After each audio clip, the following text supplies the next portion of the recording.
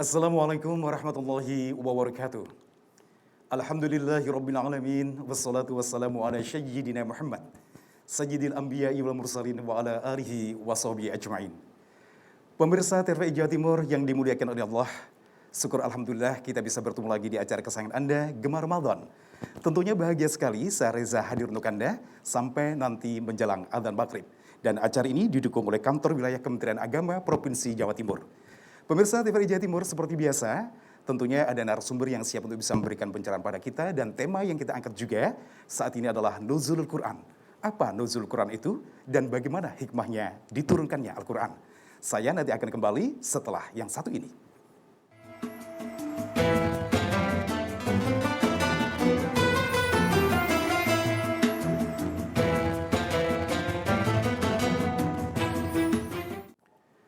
Pemirsa TVRI Jawa Timur, alhamdulillah, puji syukur tentunya kita panjatkan kehadirat Allah Subhanahu wa taala ketika kita bisa mendapatkan kesehatan dan kita termasuk orang yang bersyukur. La in syakartum la azidannakum wa la in kafartum inna adzabi lasyadid.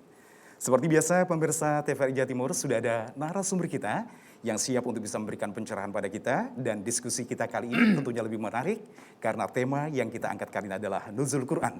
Beliau adalah salah satu dosen dari Fakultas Syariah dan Hukum UINSA Surabaya, yang tentunya setiap kali apa yang disampaikan beliau tentunya runtut dan jelas seperti itu. Nah, siapa dia? Segera saja kita sapa, beliau adalah Ustadz Dr. Andes Haji Mukarrom M.Hum. Assalamualaikum Pak Yai. Waalaikumsalam warahmatullahi wabarakatuh. Apa kabar Pak Yai? Sehat, alhamdulillah, baik-baik. Iya, resepnya gimana ya dari dulu ketika saya ada di sini 8 tahun yang lalu sampai sekarang tetap seperti ini saja. Resepnya apa kira-kira? Alhamdulillah, ya bersyukur saja kepada Bersyukur Allah. ya? Asyukru ala ni'amih gitu aja. Iya, termasuk lain syakartum tadi ya? Betul, betul. Dan jangan berpikir macam-macam lah ya. Ya, Masya Allah. Iya. Baik. Oke Pak Yai.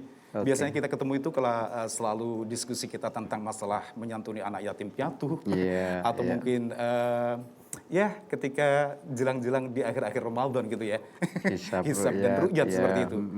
Dan kali ini kita debat tema Nuzulul Quran. Iya. Sekarang Pak Ustadz, kira-kira apa yang bisa kita ketahui? Apa sih Nuzulul Quran itu? Iya. Kalau secara etimologi Nuzulul Quran itu kan turunnya Al-Quran. Betul. Yang menurut pendapat yang rajih, pendapat yang muktamad, yang banyak diikuti oleh para ulama adalah ya tanggal 17 Ramadan ini. Ya, kalau ini sebentar lagi kan, sekarang hari ke-16 kan? Betul. Ya, mau masuk ke 17 ya. Malam 17 Ramadan itulah pertama kali Al-Quran diturunkan oleh Allah Subhanahu wa taala itu. Subhanallah. Ya. Jadi bagi kita penting untuk memperingati itu, terutama bagi generasi muda supaya tidak ada informasi yang terputus terkait dengan persoalan nuzulnya way of life kita ini. Jadi kitab suci Al-Quran yang menjadi pedoman pokok bagi umat Islam. Jadi generasi muda supaya tahu itu seperti apa ini. Iya, baik. Pak Yai, satu hal yang bisa saya rasakan, bagaimana sih hikmah diturunnya Al-Quran secara berangsur-angsur itu gitu ya? Ya, Al-Quran itu tidak seperti kitab-kitab suci yang lain, Suhuf Ibrahim wa Musa, yang konon menurut para ulama itu turun sekaligus gitu.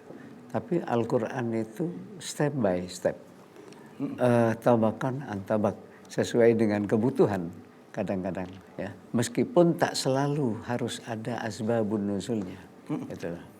Jadi pelan-pelan kata Allah dalam Al-Quran supaya hati kalian mantap begitu ya, dan bisa menjawab tantangan-tantangan sesuai dengan perkembangan sosiokultural masyarakat pada saat itu gitu. Jadi luar biasa Al-Quran, tidak sekaligus ya, dan tidak berurutan.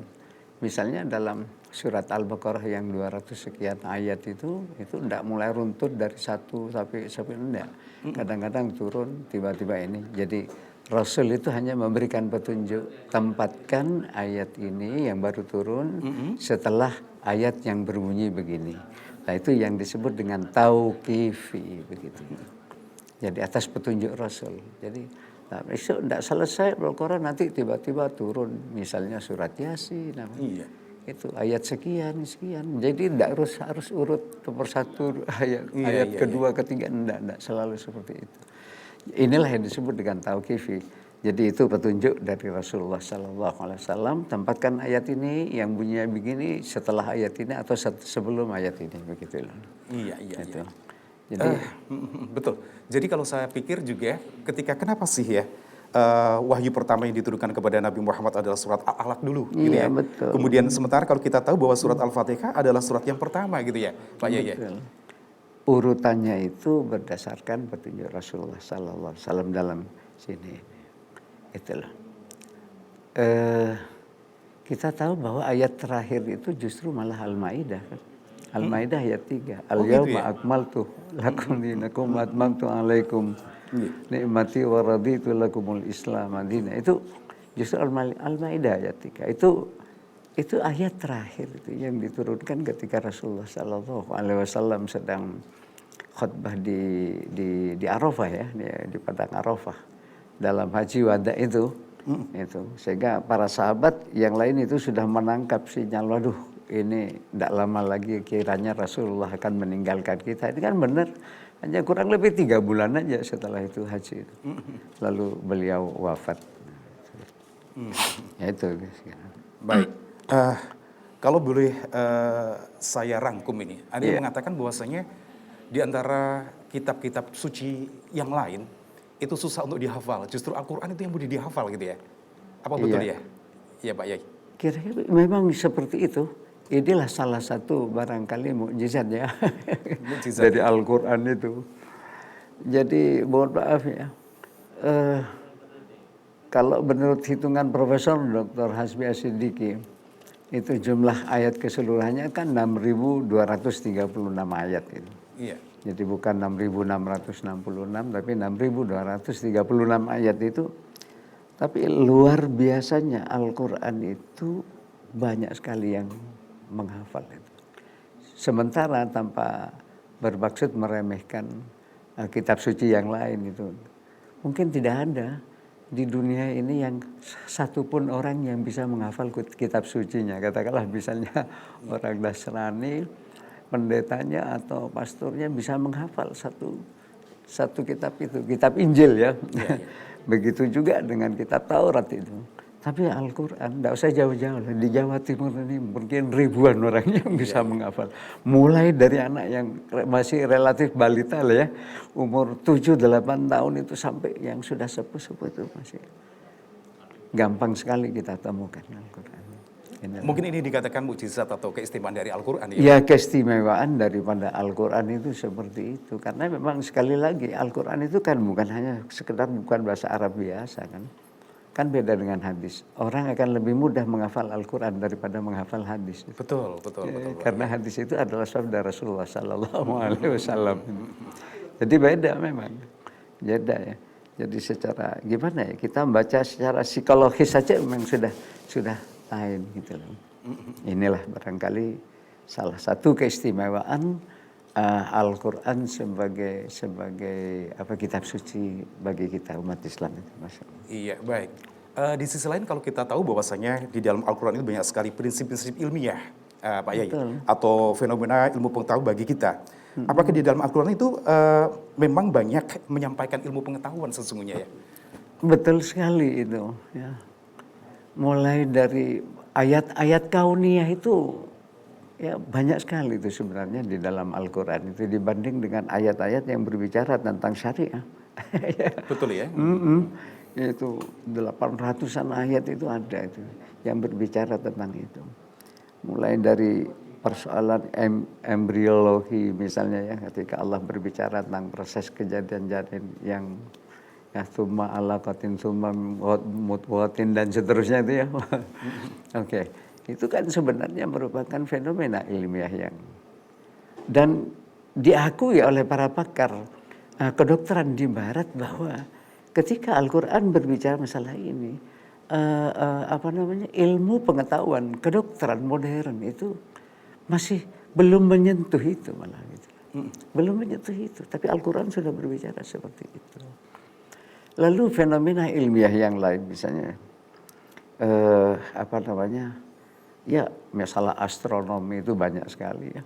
Dalam surat Yunus ayat 5, Yasin 38 sampai dengan 40 yang berbicara tentang proses ijtima misalnya.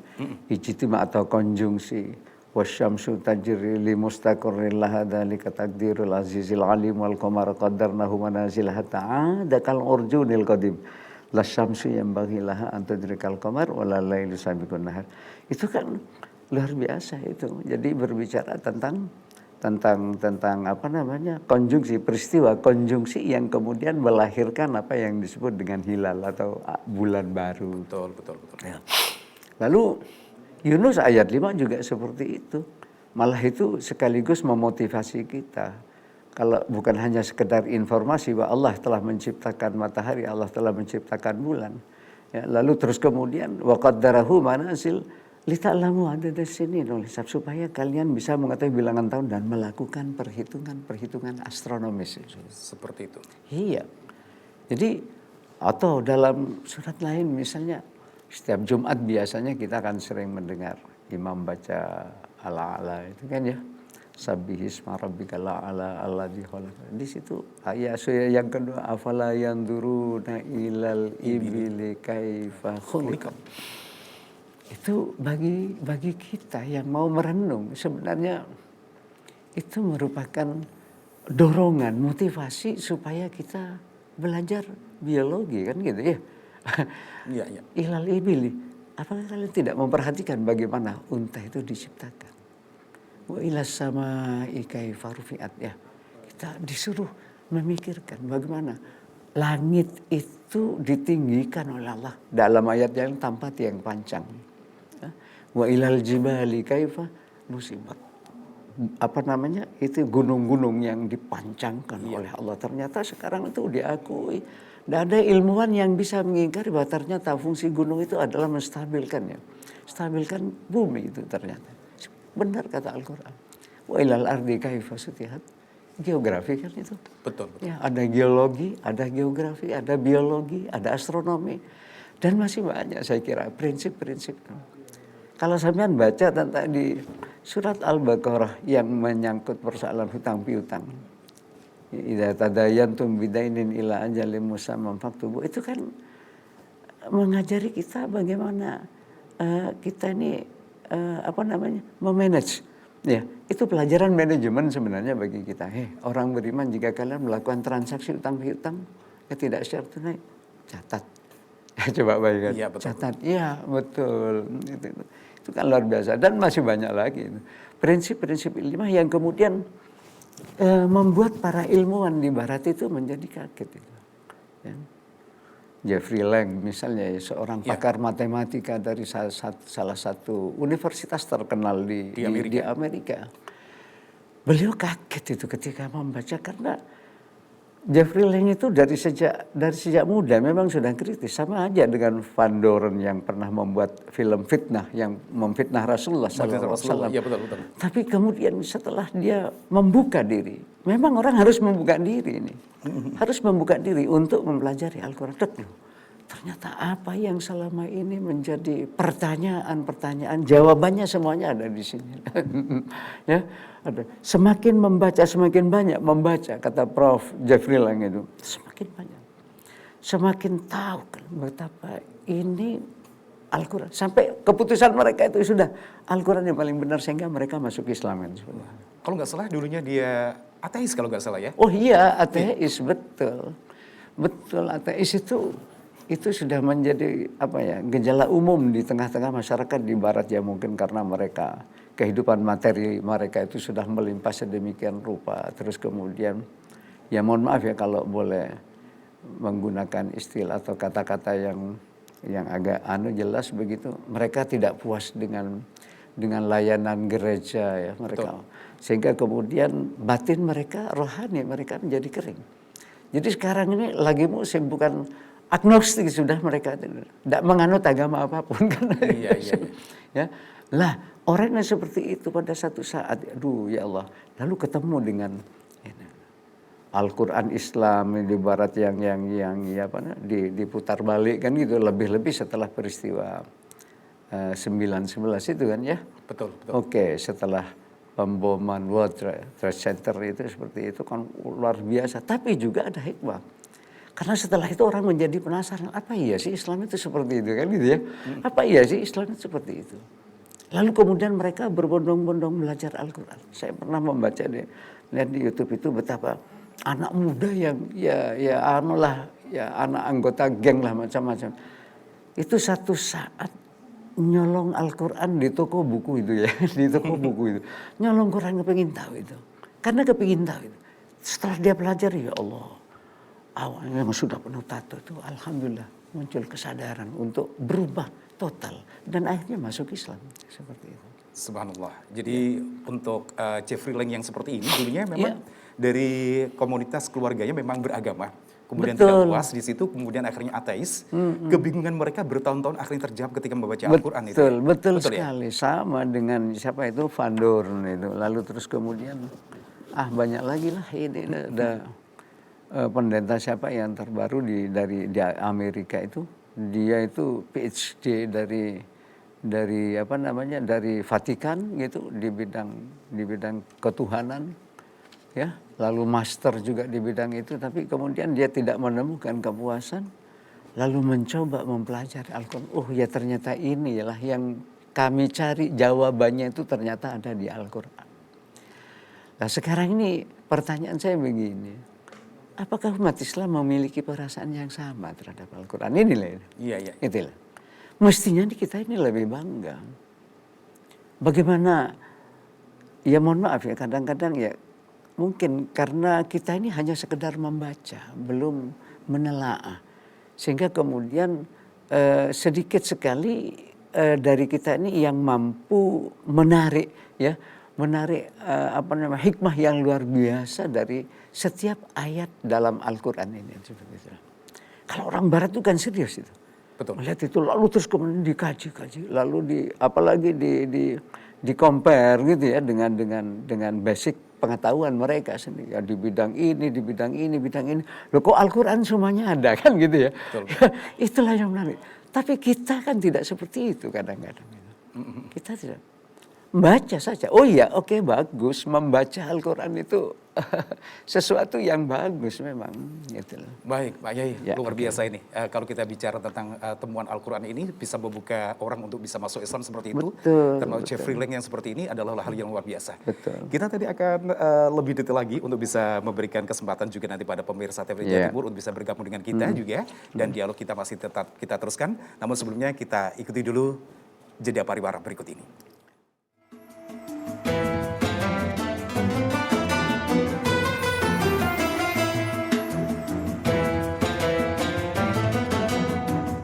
Alhamdulillah pemirsa TVRI Jawa Timur masih bersama kami di Gemar Ramadan dan tentunya tema yang kita angkat kali ini adalah Nuzul Quran.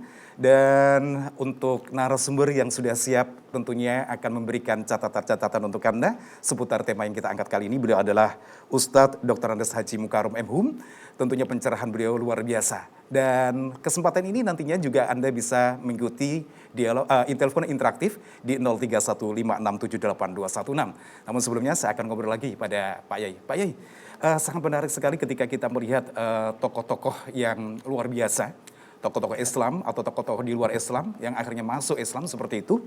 Nah, bagaimana kita bisa menempatkan Al-Quran ini memiliki fungsi atau fungsional, rahmat, kemudian syifa atau furqan seperti itu, Pak Yai? Baik.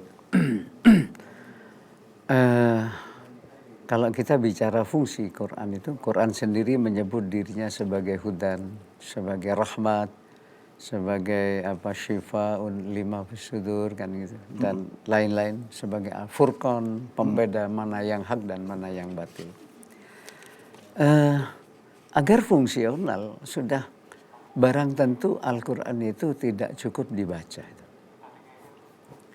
Dibaca sebenarnya sudah bagus. Begitu ya. Malah kata As-Suyuti, Al-Quran itu apa sih? Kalamullah al-munazzal ala nabihi Muhammad sallallahu alaihi wasallam biwasitati Jibril al-manqul bitawatur wal muta'abbadu bitilawatihi. Quran itu adalah kalamullah, firman-firman Allah yang diturunkan kepada nabinya sallallahu alaihi wasallam melalui malaikat Jibril yang proses turunnya itu mutawatir. Jadi tidak mungkin diragukan lagi. Jadi pasti gitu ya. Wal muta'abbadu bi tilawati, dengan membaca aja itu sudah berpahala karena dianggap sebagai sebuah ibadah. Malah setiap hurufnya itu punya nilai kan gitu. Betul. Seperti itu. Iya, oke. Tapi kita kan tidak cukup hanya sekedar itu.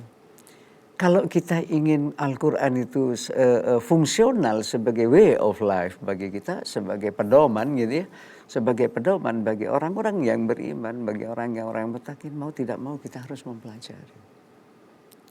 Ya, seperti itu tadi, seperti halnya orang-orang Barat yang asalnya ateis, agnostik, ya. Lalu terus kemudian begitu mempelajari Al-Quran karena sungguh-sungguh gitu ya, pelajari. Kadang-kadang mereka masih belum bisa baca, tapi membaca terjemahnya, loh kok kayak begini-begini, menarik. Akhirnya apa? Dia mendapatkan rahmat dari Allah, mendapatkan hudan dari Allah, memperoleh petunjuk lebih lagi, lebih dalam lagi. Sementara kita yang memang lahir dari kalangan Islam dan biasa dari sejak kecil kita ini sudah bisa membaca Al-Quran gitu ya. Ya menganggap seolah-olah ya baca Quran itu sebagai sesuatu yang biasa saja. Kebiasaan agar rutin ya. Ya. Oleh karena itu kita ini kadang ya termasuk kita ini barangkali belum mampu menangkap itu gitu ya. Bagaimana caranya supaya seperti kata-kata tadi, supaya berfungsi sebagai petunjuk, rahmat dan lain sebagainya, ya kita harus mempelajari maknanya, merenungkan. Inilah kenapa Al-Quran itu tidak sekaligus gitu, diturunkan, tapi step by step. Ada sehingga kemudian ada ada momen ya untuk mempelajari lebih dalam lagi. Baik Pak Yai, ini nanti kita akan lanjutkan lagi, menarik sekali ya. Namun sebelumnya ini sudah ada penelpon yang siap untuk bisa memberikan pertanyaan kali ini. Baik, segera saja kita berikan kesempatan. Assalamualaikum. Assalamualaikum warahmatullahi wabarakatuh. Nggih, dengan Ibu siapa, di mana Ibu? Dengan Ibu Diana Pak Helmi. Oh, di Prasetya Asri Sidoarjo. Oke, di Sidoarjo. Silakan Ibu pertanyaannya, nanti langsung disampaikan pada Pak Yai. Pak Yai Mukarram. Assalamualaikum Pak Yai Mukarram. Waalaikumsalam warahmatullahi wabarakatuh Ibu. Banyak orang orientalis yang sampai hafal Al-Quran, bahkan paham dengan artinya. Tapi sampai akhir hayat mereka tidak akan mengucapkan syahadat, maksudnya tidak beriman kepada Allah dan Rasulnya. Sementara di Indonesia banyak yang hanya bisa baca-baca saja, tidak tahu arti, tapi mengamalkan isinya. Bagaimana sih sebenarnya kewajiban kita sebagai Muslim terhadap Al-Quran? Mohon pencerahannya, Pak Yai. Baik, Ibu Diana, sampun? Sampun? Terima kasih Ibu Diana dari Sidoarjo. Pak Yai, luar biasa ini pertanyaannya, bagus sekali ya. Betul, bagus sekali. Iya, memang banyak orientalis itu bukan hanya sekedar hafal Quran, tetapi juga hadis-hadis Nabi itu banyak sekali. Cuma persoalannya, kenapa toh mereka sampai akhir-akhirnya tidak masuk Islam juga? Karena mereka tidak mau membuka diri, tidak jujur pada dirinya sendiri untuk membuka hati mereka. Ya, tidak jujur. Coba sekarang ini kan lagi tren ini, banyak ada pendeta-pendeta dari Barat ini yang asalnya anti sangat dengan Islam, tapi satu saat dia merenung lalu membuka diri sehingga kemudian mempelajari dapat pahala, dapat hidayah dari Allah Subhanahu wa taala. Jadi kalau hanya sekedar hafal saja lalu kemudian tidak jujur, tidak mau membuka dirinya untuk menerima Islam, ya tidak bisa seperti itu. Gitu loh. Kita kaum muslimin hebat-hebat membaca Al-Quran, iya. Tapi kan sudah barang tentu kalau hanya sekedar dibaca, berpahala, iya berpahala. Insya Allah lah kalau niatnya lillahi ta'ala ya. Seperti yang saya katakan, wal muta'abbadu bitilawatihi. Kita dianggap sebagai ibadah dengan membacanya saja. Tapi kalau kita ingin betul-betul menjadikan Al-Quran sebagai way of life yang fungsinya bisa mendatangkan rahmat, kan gitu ya, sebagai petunjuk lil muttaqin, lalu syifa'ul lima fis sudur. Mau tidak mau kita ini harus mempelajari maknanya. Inilah gunanya kenapa ada tarjemah, ada tafsir. Loh sekarang ini orang mempelajari agama gampang sekali loh. 9 kitab hadis itu semuanya sudah diterjemahkan. Betul. Sudah diterjemahkan. Coba bayangkan kalau dalam zaman dulu kita ini luar biasa. Untuk bisa begitu itu kita harus membeli kitab-kitab yang set-setan itu. Tuh. Zaman sekarang apa? Sudah Maktabah Syamilah itu bisa 16,5 giga itu. Ada 100 lebih kitab tafsir saja. Belum yang lain ya. Luar biasa sekarang ini. Jadi bersyukurlah orang-orang yang hidup pada zaman modern seperti di mana ilmu dan teknologi berkembang sudah sedemikian rupa, sarananya sudah luar biasa sekarang. Inilah kenapa seperti ini contoh kenapa ini harus ada terjemah ini supaya kita membaca. Oh ini loh maksudnya. Oh ini. Sudah barang tentu tidak mungkin orang itu lalu memahami kata per kata setiap tidak. Tapi poin-poin itu sudah bisa ditangkap itu sudah luar biasa. Misalnya bagaimana kita memahami Al-Ikhlas. Oh intinya bagaimana kita ini bertauhid kepada Allah kan gitu ya. Betul. Itu artinya sudah cukup gitu loh. Itu. Insya Allah kalau sudah seperti itu insya Allah. Itu. Iya, baik. Iya. Tadi dikatakan bahwasanya kalau ada mereka yang bisa sekedar hanya membaca saja tanpa tahu artinya, tetapi dia bisa mengamalkan Al-Quran, lebih bagus mana itu daripada mereka yang paham tapi sesungguhnya syahadat aja sudah tidak mau gitu. Lah ya itu. Sebenarnya ada orang yang tapi tidak mau mengamalkan gitu ya. Iya, betul. Ya, lebih baik yang biasa-biasa saja tapi alhamdulillah kalau mau mengamalkan Al-Quran karena memang Al-Quran itu bukan memang makna Quran itu dari kata-kata qara'a kan ya. Qara'a yaqra'u qira'atan wa Qur'anan wa qira'atan itu artinya ya bacaan. Tapi kan tidak cukup hanya sekedar dibaca karena Al-Quran itu bukan bahasa ibu kita. Iya dah. Betul. Diturunkan oleh Allah bilisanin arabiyyin mubin. Dengan bahasa Arab yang jelas gitu loh. Karena itu bukan jangankan kita orang Indonesia. Orang Arab pun harus mempelajari itu. Orang di Saudi tidak serta-merta loh mengerti itu. Ya, kan tidak serta-merta. Iya. Perlu mempelajari supaya betul-betul fungsional bagi kehidupan kita gitu loh. Gitu loh.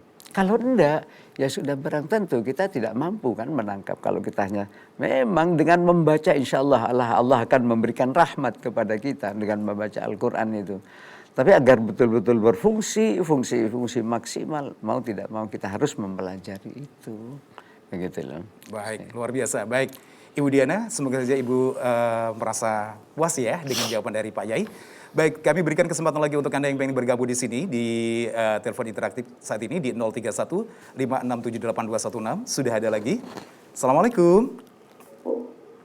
Assalamualaikum. Waalaikumsalam warahmatullahi wabarakatuh. Nggih, dengan Ibu siapa di mana, Ibu? Masih dengan Ibu Diana. Oh, masih di. Oh, nggih, gimana, Bu? Pertanyaan saya selanjutnya. Iya. Bagaimana sih sebenarnya kewajiban kita sebagai Muslim itu terhadap Al-Quran, kan Pak Yai? Oke, baik. Matur nuwun sangat. Assalamualaikum. Waalaikumsalam warahmatullahi wabarakatuh. Terima kasih Ibu Diana. Dan ini Ibu pengen tahu paham ini betul ya? Sehingga hakikatnya luar biasa. Kewajiban kita terhadap Al-Quran adalah membaca dan mempelajari. Memahami. Lalu terus kemudian sudah barang tentu puncaknya harus mengamalkan. Misalnya begini aja. Dalam konteks bisnis misalnya. Betapa tidak sedikit loh orang Islam yang punya bisnis ya, tetapi dalam melaksanakan bisnisnya itu tidak jujur, ya kan? Betul, ya. Ya, oke. Kalau jenengan misalnya ya, tidak semuanya lah ya, tapi kalau kita ini membeli kelengkeng katakanlah pinggir jalan 2 kilo, paling tidak kurang 1 on itu. Nah. Padahal kita yakin orang yang jual insya Allah dia bisa ngaji.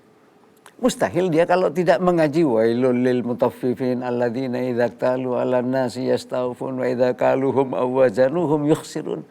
Itu ragawel bagi orang yang curang kan gitu ya. Betul. Orang yang nek kulaan jaluk akeh tapi kalau ngedol dikurangi. Nah. Iya. Ya nun sewu. Saya yakin itu sering terjadi di kalangan kita. Orang milih tuku salak, ternyata ditukar dengan ini. Ditukar yang ada di dalamnya. Betul, yang sudah disiapkan. Sehingga busuk-busuk Betul, tiba di yang rumah. busuk-busuk. Itu terjadi. Padahal dia, kadang-kadang haji loh. Betul. Coba bayangkan. Jadi kewajiban kita, ayolah mempelajari Al-Quran sedikit demi sedikit. Karena kita membaca Al-Quran itu ya tidak selalu benar, tidak sepenuhnya benar. Kalau target harus hatam misalnya, Iya, betul. tidak. Selama bulan Ramadan harus hatam, tidak. Mestinya tidak seperti itu. Oke, kita pelajari. Oh, alif lam. Oh, ini maknanya. Dzalikal kitabul la raiba fi hudal lil muttaqin. Terus itu sedikit-sedikit gitu. Kemudian nanti akan mendorong yang bersangkutan untuk mengamalkan itu, gitu loh. Ya, untuk mengamalkan itu. Oke, ini tauhid.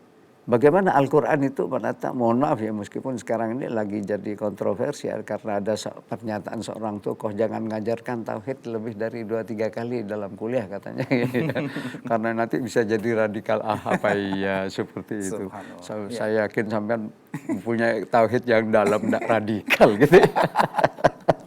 Ya Allah, ya Allah, ya Allah. Jadi prinsip-prinsip ketuhanan, oh iya seperti ini, oh iya kenapa ini dilarang, oh riba itu kenapa sih kok dilarang, ya kan bagaimana kita akan mengetahui bahwa ini riba kalau kita tidak pernah memahami Al-Quran. Betul. Tidak pernah membaca dan mencoba mengetahui maknanya itu kita tidak tahu. Lalu kenapa riba dilarang, kita tidak akan pernah nangkap itu kalau kita tidak membaca itu. Syukur-syukur kalau bukan hanya sekedar terjemah Ibu, tapi juga sudah masuk kepada tafsirnya kalau sekarang ya. Coba sampean kita membumikan Al-Quran milik Profesor Quraisy Shihab ya. Itu kan luar biasa itu. Ya, luar biasa itu. Jadi selalu kontekstual lah beliau membahaskan yang seperti itu. Memang ahlinya beliau itu jadi enak sekali itu coba membumikan Al-Quran. Makanya di masjid itu, di masjid yang saya kelola, di Rewin, di Masjid An-Nur, namanya kitab hadis. Itu setiap yang ngimami selesai baca satu, seartinya. Tidak usah dijelaskan, baca satu. Sampai Lu'lu' wal Marjan, itu 2000 sekian nanti selesai. Lalu diganti dengan Riyadhus Shalihin, Syarah Riyadhus Shalihin, sama Quran. Kita lengkapi perpustakaan. Ya tafsirnya Quraisy Shihab, tafsirnya siapa, atau Buya Hamka, atau sebenarnya supaya jamaah kita itu cerdas. Supaya Al-Quran itu fungsional bagi setiap orang yang ada Muslim itu. Kalau enggak, jangan berharap. Ya. Enggak sempat baca sendiri ya. Kalau kita aktif di majelis taklim misalnya ya syukurlah. Kan gitu ya, kan bisa. Karena di situ juga dibahas tentang ayat Al-Quran. Saya kira begitu. Baik, luar biasa. Oke, terima kasih Pak Yai. Dan Bu Diana tentunya sudah merasa lega Ibu ya ketika jawaban dari Pak Yai sudah disampaikan untuk kesempatan kali ini. Saya masih membuka kesempatan untuk Anda untuk bisa interaktif di sini di 0315678216. Sekali lagi 0315678216. Dan tentunya tema yang kita angkat pada sore hari ini adalah Nuzulul Quran. Banyak sekali tadi sudah kita sampaikan tentang masalah fenomena-fenomena turunnya Al-Quran, kemudian juga hikmah yang sudah kita dapat tentunya. Rasanya rugi sekali pemirsa TVRI Jawa Timur kalau Anda tidak bisa mendapatkan kesempatan atau tidak meluangkan kesempatan untuk bisa telepon interaktif di sini. Saya tunggu dan tentunya Ustadz Mukarrom tentunya akan bisa memberikan pencerahan untuk Anda tentunya. Baik, pemirsa TVRI Jawa Timur di mana saja Anda berada, ketika kita bicara tentang Al-Quran, tadi sudah dikatakan bagaimana hikmah, kemudian diturunkannya Al-Quran dan lain sebagainya. Baik Pak Yai, sambil menunggu penelpon yang akan telepon di sini ini, ada sebuah pertanyaan yang mungkin sangat sederhana gitu ya. Iya, Al-Quran adalah kalamullah, yakni firman Allah. Nah, kalamullah ini setelah tinjau dari ilmu tauhid adalah sesuatu yang tidak ada huruf dan tidak ada suaranya gitu ya. Seperti itu. Tetapi kalau kita lihat kalamullah ini ternyata Al-Quran ada huruf dan ada suaranya gitu. Seperti itu. Mungkin bisa diberikan sedikit pencerahan itu Pak. Ya, itu yang di Lauh Mahfud itu. Begitu ya. Bila sautin, wala harfin kan. Oh gitu, ya. Okay.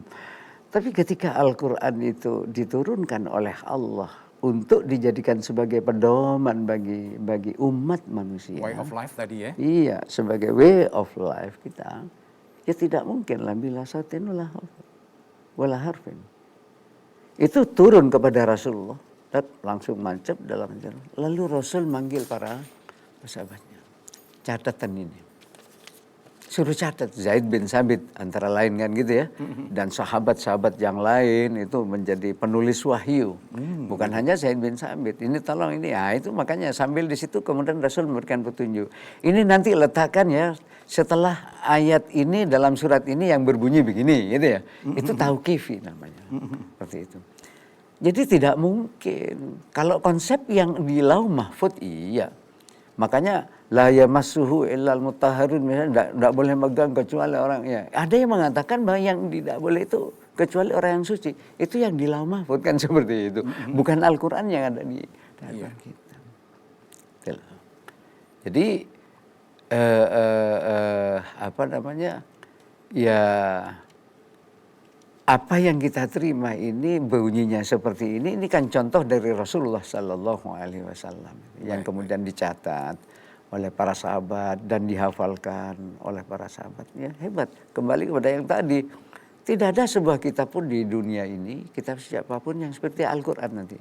Andai kata misalnya pabrik Al-Quran, kepercayaan Al-Quran buyar, dibakar semua, tetap akan Al-Quran tetap akan bisa Masya Allah, luar biasa. Karena Hebatnya banyak Al-Quran yang seperti ini. khatam. Baik Pak Yai, Okay. kita nanti akan lanjutkan lagi Pak Yai, karena kita nanti akan lanjutkan untuk acara ini. Baik, pemirsa TVRI Jawa Timur, sebelum kita nanti akan melanjutkan tema yang kita angkatkan di Jurus Quran, lebih baik kita nanti akan saksikan dulu jeda pariwara berikut ini.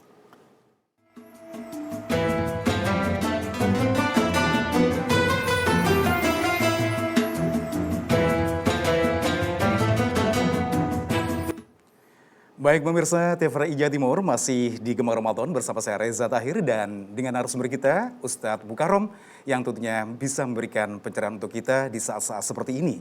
Baik, pemirsa TVRI Jawa Timur, acara ini didukung sepenuhnya dari kantor wilayah Kementerian Agama Provinsi Jawa Timur. Karena itu pemirsa TVRI Jawa Timur, jangan lewatkan acara yang tentu akan memberikan makna edukasi masalah agama untuk Anda. Rugi sekali rasanya kalau Anda tidak bisa ikutan di sini, karena itu saya masih memberikan kesempatan untuk Anda untuk bisa telepon di 0315678216. Baik, sambil menunggu penelpon yang ada di sini, Pak Yai, tentunya ada beberapa hal yang menggelitik yang bisa saya sampaikan pada Pak Yai ya. Bagaimana pemeliharaan Al-Quran pada masa Nabi, kemudian dilanjutkan Abu Bakar, kemudian Utsman gitu ya, atau Khalifatul Rasyidin seperti itu. Sehingga begitu rapinya gitu ya, dari ayat pertama, surat pertama sampai surat yang terakhir seperti itu. Ya. Catatan-catatan yang dimiliki oleh para sahabat itu memang dipelihara sedemikian rupa, meskipun media itu media yang dijadikan untuk menulis itu macam-macam, ada kulit, kadang-kadang ada kertas, ya seadanya lah. Luar biasa ya. Ya, Pada zaman dulu itu ya Pak Yai. Tapi tidak cukup, tapi dihafal. Zaman Rasul memang belum sempat, tetapi Rasul wanti-wanti karena la taktubu anni ghairal Quran. Jangan kalian mencatat sesuatu dariku selain daripada Al-Quran. Ini nanti kenapa hadis itu baru pada abad ketiga nanti ditulis. Karena tidak boleh langsung. Wa may yaktubhu itu ghairal Quran falyamhu. Siapa yang sudah terlanjur menulis dari saya tentang selain daripada Al-Quran, hendaknya dihapus. Baik Pak Yai, nanti kita lanjutkan lagi. Sudah ada penelpon yang sudah tidak sabar di sini ya. Baik, segera saja kita sapa. Assalamualaikum, dari siapa di mana? Waalaikumsalam, dari Bu Wahyuni di Malang. Bu Wahyuni di Malang, waduh jauh sekali ya. Ya. Baik Bu Wahyuni. Enggak jauh, dekat cuma 1 jam dari Surabaya Malang. Oh iya. Bagaimana Pak Kiai, sehat? Alhamdulillah Bu Wahyuni. Alhamdulillah, dan juga Ustadz sehat. Amin. Saya mau mengajukan sebuah pertanyaan, tapi mungkin tidak spesifik ya. Kalau saya melihat bagaimana kisahnya Rasulullah pada saat pertama kali menerima wahyu lewat malaikat Jibril, itu kan terjadi goncangan seriously pada tubuhnya sehingga sampai gemetar. Kemudian beliaunya turun, ketemu Ibunda Khadijah di rumah. Terjadi sebuah dialog, Pak Kiai, kalau menurut saya, sehingga kemudian Rasulullah Muhammad cooling down. Apakah kurang membumi ya Pak selama ini yang diterangkan, sehingga disitulah menurut saya bagaimana hubungan suami istri itu. Yang satu punya masalah, kemudian yang satunya memberikan solusi. Saya kira model-model yang seperti ini yang tadi Pak Kiai sampaikan harus kita tahu makna, kemudian berjanji pada diri sendiri untuk mengamalkannya. Jadi kalau memang kita lihat satu persatu Pak Kiai, adakah seperti ini sudah sampai ke grassroots ini, bahwa peristiwa Al-Quran itu turun, ayat Allah pertama itu turun, sudah harus kita ikro. Baik, baik Ibu. Terima kasih Pak. Terima kasih. Terima kasih semuanya Pak Kiai. Terima kasih. Terima kasih. Waalaikumsalam warahmatullahi wabarakatuh. Waalaikumsalam Cerdas sekali nih. Ya. Kritis sekali. Betul. Ya, Rasulullah Sallallahu Alaihi Wasallam benar seperti yang dikatakan oleh Ibu. Pertama kali mendapatkan wahyu itu, Iqra bismi rabbikal ladzi khalaq, dan kaget kan, ma'ana biqari, saya tidak bisa baca. Memang beliau ummi kan? Iya. Ummi, buta baca tulis kan. Ma'ana biqari itu bolak-balik, ma'ana biqari. Baru setelah itu kemudian dia menirukan itu. Lalu terus kemudian turun, betul katanya Ibu. Lalu dialog dengan istrinya, saya begini. Lalu kan kemudian Rasulullah Sallallahu Alaihi Wasallam ke negeri Syam itu dipertemukan dengan pamannya kan. Pamannya ada ketemu nanti dengan seorang pendeta yang nama Buhaira itu. Iya betul Ibu. Jadi memang kita ini memang harus membaca gitu. Tidak perlu ada target hatam, ya syukur-syukur lah kalau hatam. Tapi akan lebih bagus misalnya meskipun sehari itu sak lembar, tapi kalau sempat membaca artinya, poin-poin kan gitu ya. Pokok-pokoknya insya Allah itu akan lebih bagus gitu lah, akan lebih bagus lagi. Saya kira itu Ibu. Saya sepakat Ibu ya. Kita sepakat dengan apa yang baik, dikatakan. terima kasih Bu Wahyuni yang ada di Malang. Jawaban dari Pak Yai sudah disampaikan. Mudah-mudahan bisa memberikan pencerahan untuk kita. Baik, kita berikan kesempatan lagi untuk Anda, pemirsa TVRI Jawa Timur yang ingin bergabung dengan kami di Gemar Ramadan, dan tema kita kali ini adalah Nuzul Quran. Nomor telepon interaktif kita kali ini 0315678216. Sekali lagi 0315678216. Baik, pemirsa TVRI Jawa Timur, Pak Yai sedikit mengulas tadi tentang masalah turunnya bagaimana menjaga Al-Quran dari Khulafatur Rasyidin tadi itu ya. Ya, lalu setelah Rasulullah Sallallahu Alaihi Wasallam wafat, terpikir oleh Abu Bakar As-Siddiq untuk ini segera dikodifikasi lah istilahnya, dikumpulkan para sahabat. Tapi sekali lagi konsep itu semuanya sudah ada, sudah dikumpulkan. Di samping di hafalan ya, sudah dihafal. Tapi ada catatan sudah mulai lengkap. Tidak sempat juga karena kurang lebih 2 tahun kan masa Abu Bakar disibukkan untuk memerangi orang-orang yang murtad. Betul. Musailamah al-Kadzab, ada lagi sahabat wanita dan lain sebagainya yang gitu-gitu. Akhirnya baru terpikirkan pada zaman Umar. Konsep itu ada di Hafsah. Tapi juga begitu, di zaman Umar belum sempat juga. Barulah di zaman Utsman kan gitu ya. Dikumpulkan lagi, terus kemudian dicek hafalan satu dengan yang lain, terus kemudian catatan antara yang satu dengan yang lain, barulah disepakati untuk menulis dengan Rasmul Utsmani itu kan gitu. Oke. Jadi mushaf Utsmani itu, ya alhamdulillah sekarang sudah ada seperti itu. Jadi dikodifikasi. Tapi andai kata kita tidak khawatir kehilangan Quran karena penghafalnya itu ribuan orang. Iya. Penghafalnya di Jawa Timur aja lah, tidak usah jauh-jauh, itu sudah banyak sekali itu. Gitu. Jadi kalau kitab suci yang lain barangkali kalau sudah terbakar habis itu. Baik, luar biasa. Baik, Ya. Pak Yai. Tidak terasa waktu kita seperti ini, dan tentunya untuk saat ini saya pengen pemirsa juga demikian untuk kesimpulan pertemuan kita kali ini. Baik, jadi saya berharap setiap 17 Ramadan itu kita bukan hanya sekedar merayakan malam Nuzulul Quran, tapi ayo kita betul-betul membuka diri untuk menjadikan Al-Quran itu sebagai hudan, sebagai rahmat, sebagai syifa, ya, sebagai furqan agar Al-Quran itu betul-betul fungsional dalam kehidupan kita sehari-hari. Akan menjadi way of life bagi kita. Gitu ya. Jadi bukan hanya sekedar dibaca, tapi ayo kita pelajari, kan gitu ya. Iya, betul. Oke. Baik, Saya Pak kira Yai, itu. tentunya ini adalah hal luar biasa untuk kita ketahui bahwa bahwasanya ini adalah satu cara bagaimana kita bisa menjadikan muslim yang baik, yang bisa memahami arti dan inti dari Al-Quran yang sesungguhnya, seperti itu ya.